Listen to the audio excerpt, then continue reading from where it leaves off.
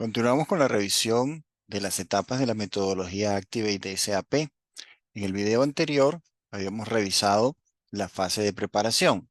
En este video vamos a revisar la fase de exploración.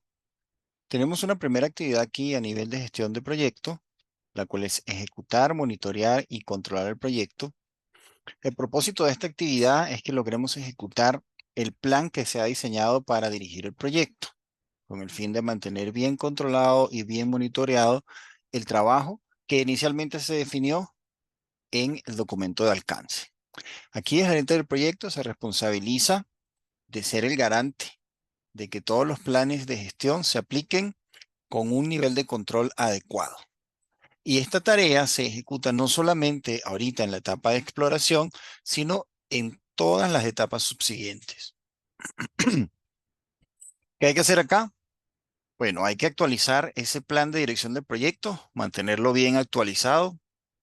Hay que hacer una dirección y una gestión de toda la ejecución del proyecto. Eso tiene que ver con seguir todo lo que hemos definido en el Project Charter o acta de constitución del proyecto. Igualmente, seguir lo que hemos definido en el documento de alcance y si hay alguna variación, manejarlo como un requerimiento de cambio, un change request. Y pues también seguir lo que es el plan de dirección como tal. Otra tarea que hacemos aquí es actualizar y establecer prioridades para todo lo que tiene que ver con el Product Backlog. Todas las historias de usuarios que tengamos allí, tenemos que mantenerlas actualizadas y con prioridades. Igualmente, tenemos que estimar el esfuerzo de todos esos elementos que componen el Product Backlog. Otra de las tareas que está dentro de esta actividad es planificar y ejecutar las reuniones de equipo. Por ejemplo, lo que es la definición del release y también las reuniones de Scrum, como la planificación del sprint, la reunión diaria, la revisión del sprint, la reunión retrospectiva y la reunión de Scrum of Scrums en los casos que aplique cuando tenemos varios equipos Scrums. En esta tarea también está el trabajo de monitorear y controlar todas las actividades del proyecto, gestionar los issues o problemas, minimizar los riesgos y también pues comunicar lo que es el estado y el progreso del proyecto a los distintos stakeholders. A nivel de adopción de la solución, tenemos aquí la actividad de gestionar el cambio organizacional, ya la habíamos explicado en la fase anterior, y tenemos aquí también la actividad de diseñar el aprendizaje. Vamos a revisarla. Bueno, aquí lo que vamos a hacer es analizar y documentar los requerimientos de capacitación, lo que se tengan para los usuarios clave y también para los usuarios finales. A partir de lo que se analice, se hace un diseño de un plan de capacitaciones que va a ser ejecutado en las siguientes fases. ¿Qué tareas se hacen acá? Bueno, principalmente desarrollar todo el concepto de capacitación, en el cual ahí nosotros hacemos una reevaluación más a fondo de los procesos de negocios, incluyendo las interfaces, las integraciones. Y así vamos a poder analizar cuáles son las habilidades que se requieren de nuestro personal.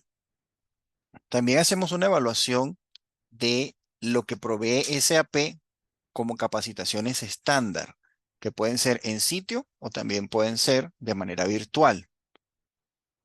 Y bueno, acá lo que hacemos es desarrollar y documentar ese concepto de capacitación, incluyendo cuáles de esas capacitaciones son obligatorias y también pues hacer una recomendación por cada función de usuario, indicando también qué tutoría deben tener y cómo se alinea esto con el plan macro del proyecto. Eso se refiere a que, por ejemplo, si tenemos un presupuesto definido para el proyecto, tenemos que ver si vamos a, por ejemplo, pagar viajes para que la gente se traslade a otro país y recibir la capacitación o si lo vamos a limitar a que el tema sea virtual. Por eso hay que alinear esto con el plan macro del proyecto. Y por cada función futura, eso significa procesos to be, por cada uno de ellos, hay que asignar a los usuarios a que participen en esas capacitaciones. Entonces es parte de hacer este plan. Ok, regresamos. Pasamos ahora a diseño y configuración de la aplicación. La primera actividad que tenemos aquí es activar la solución Y esto se refiere a garantizar que el sistema que tenemos de pruebas esté disponible para que sea usado como demo y para que sea la base de trabajo en los talleres de ajuste al estándar. Bueno, ¿qué tarea hacemos acá? Hay que completar todas las actividades que son obligatorias para preparar el sistema, en el caso de que sea una conversión de sistema. Hay que reconfirmar cuál es el alcance de lo que vamos a activar, en el caso de que sea una nueva implementación. Se tienen que activar pues las mejores prácticas y los procesos que se hayan seleccionado cuando es una nueva implementación. Y hay que configurar la integración que se tenga con otros sistemas. No todos y tampoco todas las integraciones, es solo para hacer una exploración. Ok, otro trabajo que tenemos aquí es analizar y diseñar el ajuste al estándar, que es casi que el corazón de esta etapa, ¿no? Consiste en ejecutar una serie de talleres y actividades que nos van a llevar a poder definir qué necesitamos de la aplicación y cuáles son los posibles deltas o brechas que tenemos con respecto a los requerimientos de la empresa. Las tareas que ejecutamos aquí son la preparación del taller de ajuste al estándar, o conocido como Fit to Standard. Lo primero que hay que hacer es familiarizarse con ese concepto, de qué se trata, qué es y en qué consiste. Hay que preparar los talleres y programarlos, asignarle fechas, participantes y todo. Y con respecto a eso, los participantes tenemos que habilitarlos. Eso significa darles algunas prelecturas o algunas capacitaciones, algunos links para que no lleguen de cero a los talleres. Bueno, hay que preparar el sistema que vamos a utilizar. Lo veíamos en la parte anterior. Hay que hacer una preparación de datos de muestra y hay que entonar el sistema o mejorarlo con configuración específica de lo que vamos a trabajar y con algunas pruebas adicionales que se le hagan al sistema para que sea bastante efectivo el uso del mismo en estos talleres. Bueno, tenemos la tarea de ejecutar esos talleres y documentar cómo nos fue con esos talleres, cuáles fueron los hallazgos, etcétera, para finalmente dar paso a que de estos talleres de diseño y su documentación se haga el diseño como tal oficial y que se defina los procesos to be, o sea, cómo van a ser con S4HANA. Bien, tenemos ahora otra actividad que es activar y diseñar la experiencia del usuario. Aquí nosotros determinamos la diferencia que haya entre la configuración estándar de Fiori, que es el frontend que se utiliza en S4HANA, y los requerimientos específicos que tenga el cliente. Nosotros acá lo que hacemos es configurar un área de pruebas con configuración estándar de Fiori y eso va a ser la base de la comparación. Entonces hay dos tareas grandes. La primera es la activación de la experiencia de usuario y la segunda es diseñar la experiencia de usuario. Vamos a ver de qué se compone cada una. En la primera, lo que hay que hacer es empezar con la creación de los usuarios en Fiori. Hay que conectar el SAP Gateway con S4HANA. Hay que configurar el SAP Web Dispatcher, solo a nivel de hojas informativas. Se configura también el Fiori Launchpad y el Launchpad Designer. Se hace una configuración genérica para la hoja informativa y también para las aplicaciones analíticas. Finalmente, se revisa la instalación y la configuración de seguridad a nivel básico.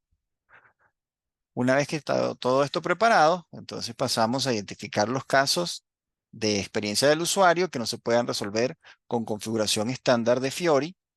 Hay que detallar esos casos, proponer de una vez soluciones o lo que conocen como mockups, ¿okay? A alto nivel. Y también acá hay que clasificar las soluciones para poder finalmente hacer una estimación inicial de diseño y de desarrollo de eso que no cubre el estándar de Fiori. Regresamos. El diseño de seguridad es otra tarea aquí a nivel de diseño y configuración de la aplicación. Y aquí el objetivo es crear un mapa de ruta con todos los temas de seguridad que hay que cubrir durante esta transición de acuerdo a los requerimientos del cliente. Entonces, la tarea principal es definir la infraestructura de seguridad que hay que tomar en cuenta la seguridad de las comunicaciones.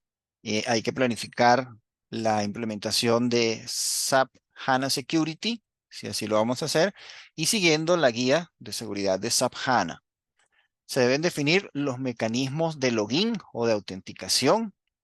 Hay que adaptar las autorizaciones a los requisitos y roles de los usuarios, a las que vienen ya por estándar. Hay que ver si hay que hacer alguna adaptación o cómo calzarlas con la estructura organizativa y los roles y responsabilidades de la empresa.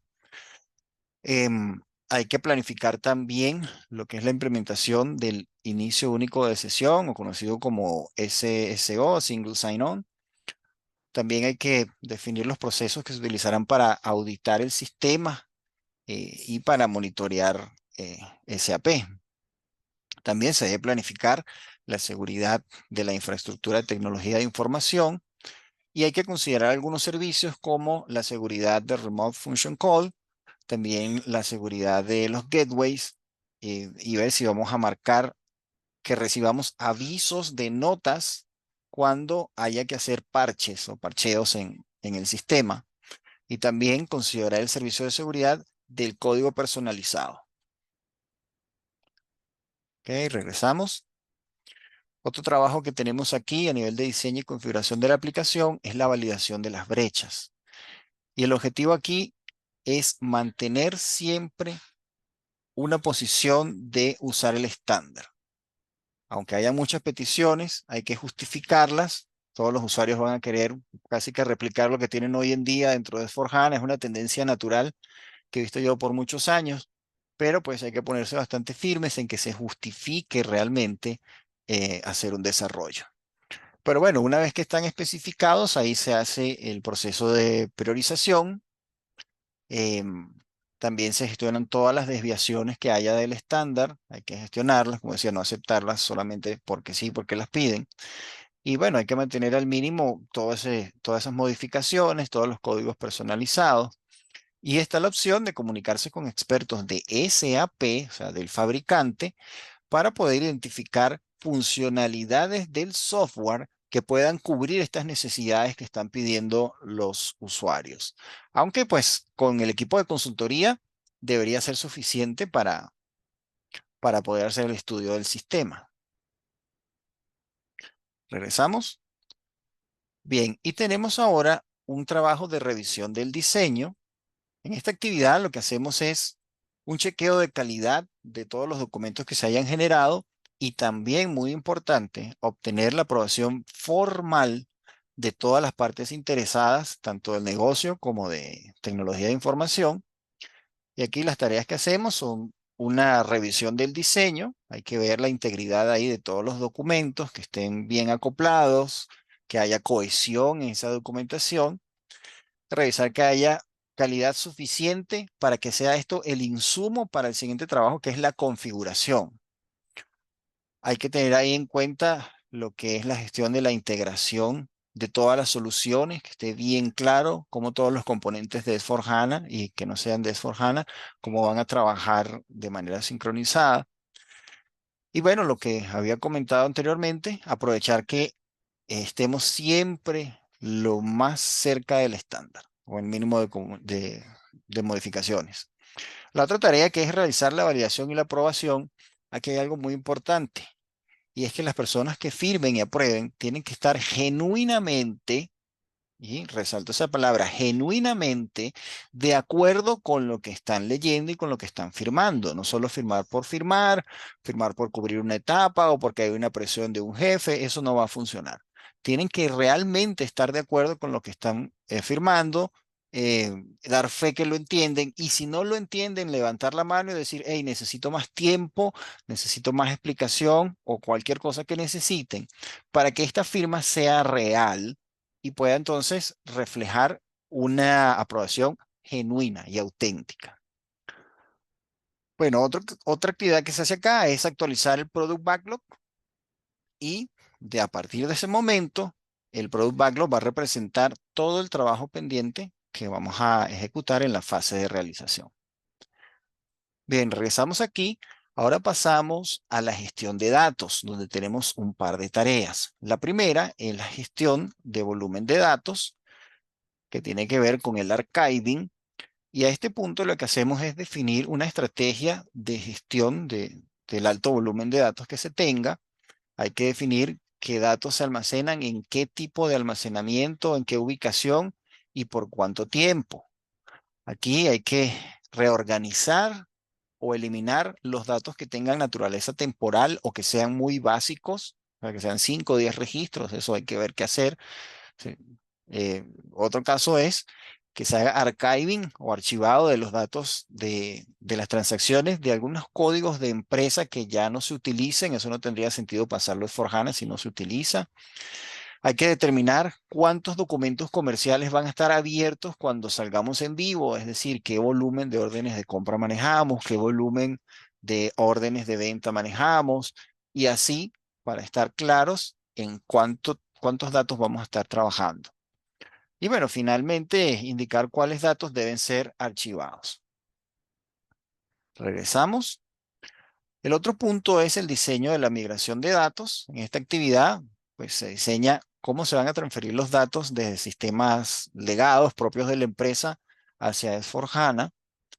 Y entre las tareas que hay que ejecutar aquí tenemos realizar una evaluación de la migración de datos. Hay que ejecutar una auditoría de datos en todos los sistemas que son orígenes o fuentes de datos.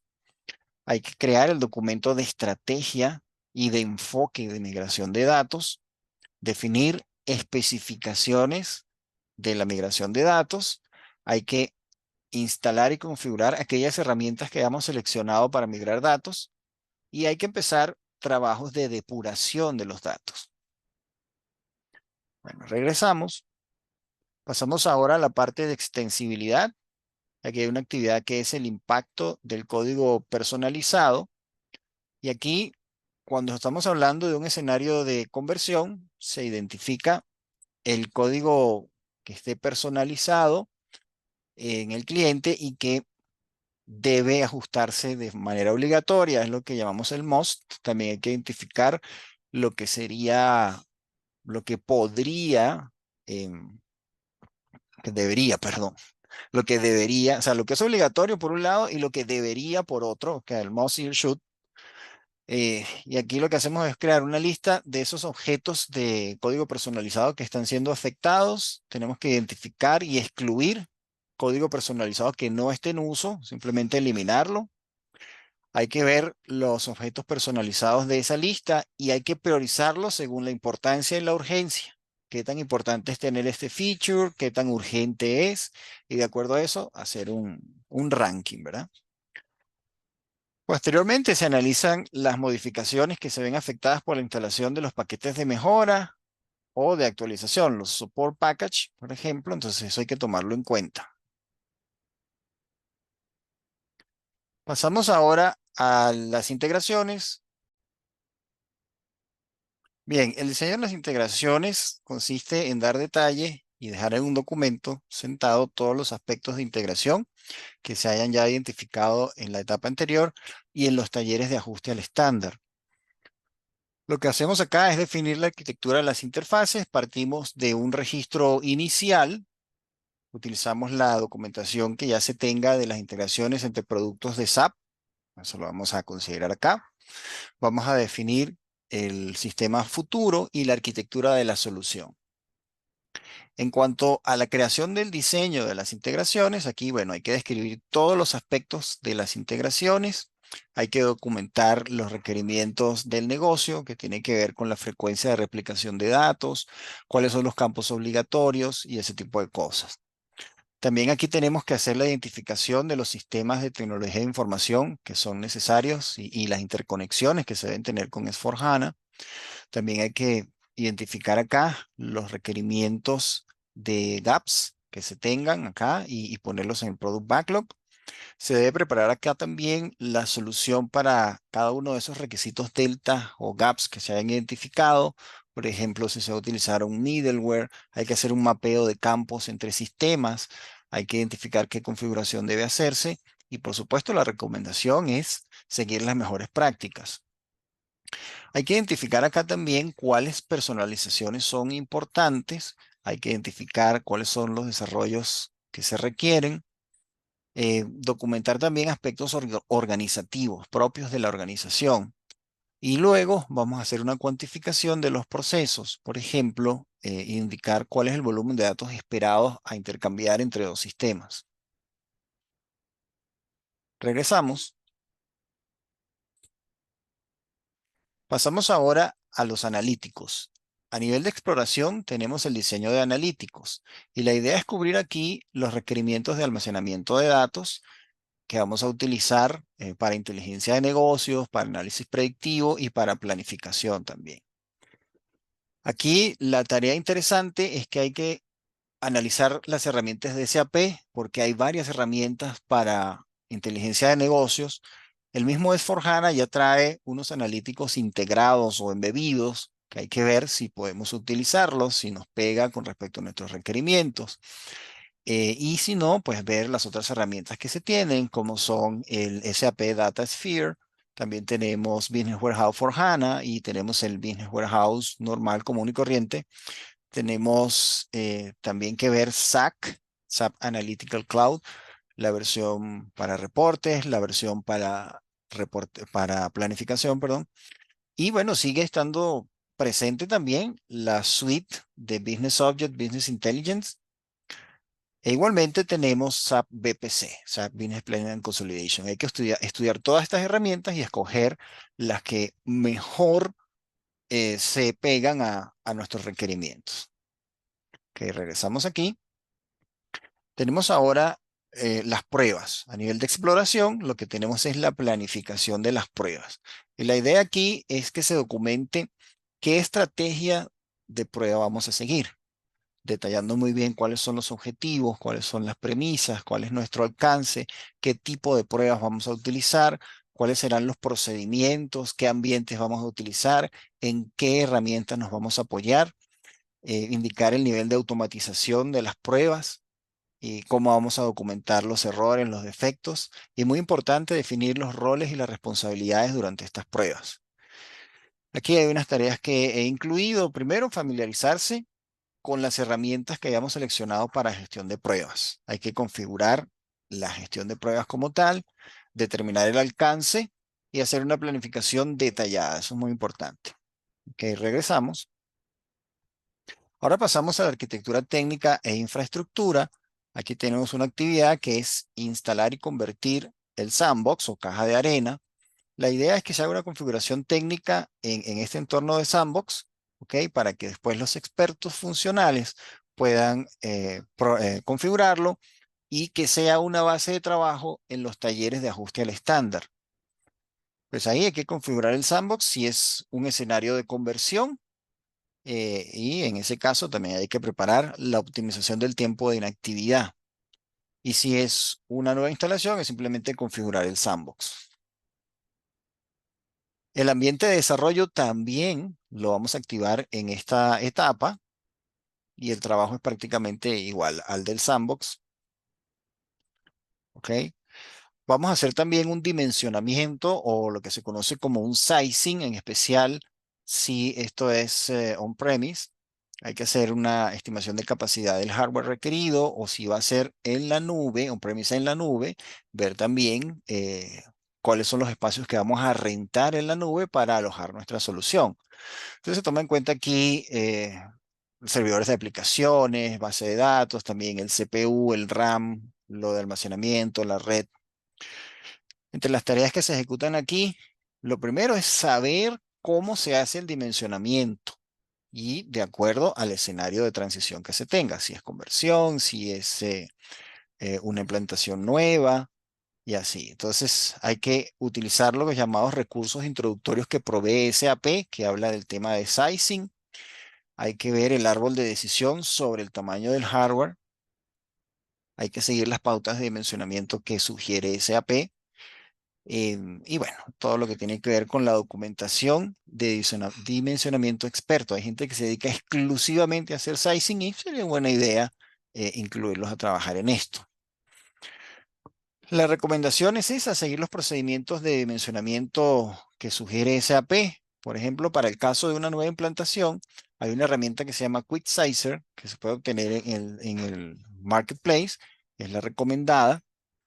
La idea es ejecutar esta actividad con todos los componentes, no solamente con S4HANA, sino con todos los componentes que están alrededor de S4HANA.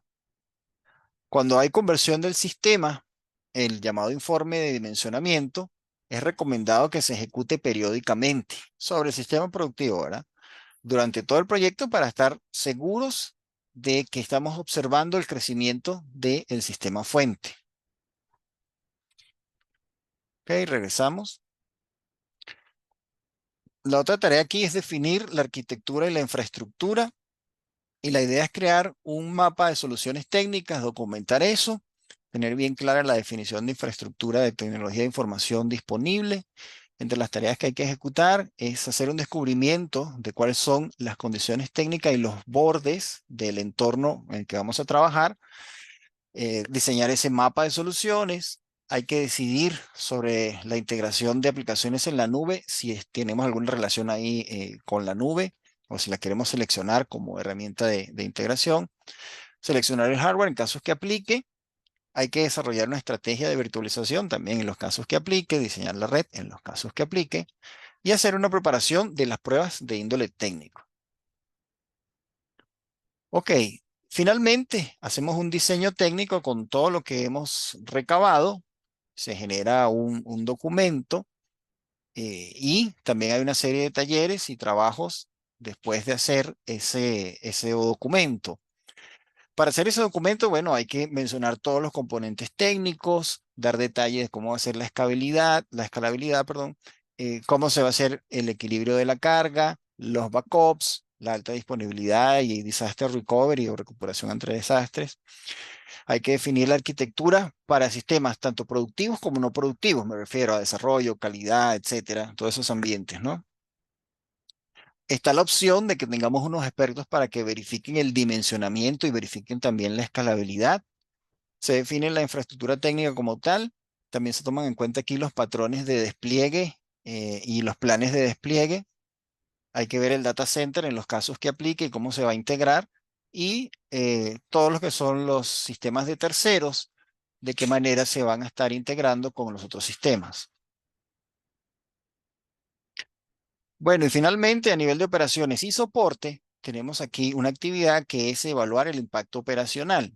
La idea aquí es que se haga un plan de cómo se van a ajustar todas las operaciones de soporte de tecnología de información para estar listos para incluir S4HANA como parte de su trabajo y que pues de manera segura y eficiente se pueda operar este sistema a partir de que entre en funcionamiento. Aquí las tareas a ejecutar es una evaluación de impacto de las operaciones. Hay que listar todas las actividades operativas que necesitan una nueva configuración. Hay que ver cuáles existen, ya las tenemos, pero hay que hacer una modificación y hay que determinar cuáles se pueden retirar. Que regresamos y con eso terminamos ya de revisar lo que es la etapa de explorar en la metodología SAP Activate. En el próximo video vamos a ver los detalles de la etapa de realizar.